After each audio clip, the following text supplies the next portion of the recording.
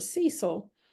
So based off what Glenn said, and this question, quantum computing could eventually break the encryption we use today.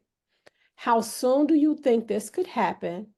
And what steps can companies start doing now to prepare for this shift to post-quantum cryptography? And how urgent is it for us to take action? And I know Yeah, your role is the CIO, so.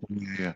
It's a good question. Is one that I've thought about. And I'm going to take sort of the protagonist sort of approach to this. And I generally agree with everything that's been said by Bill, Glenn, and Mark. But there's a little bit of fear and certainty and doubt in all of this, and some vendors are out there taking advantage of that and scaring companies and CIOs like myself into trying to prepare.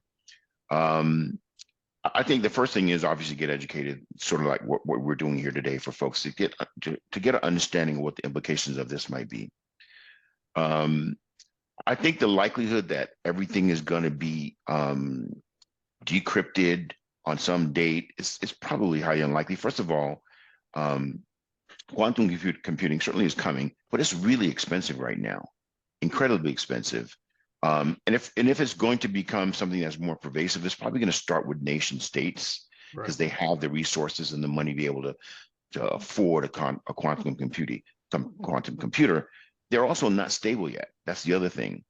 You need a certain amount of energy. I understand you need cooling, you need helium, and all these kinds of things. So it's not going to be, I think, as pervasive as maybe some vendors would like us to believe.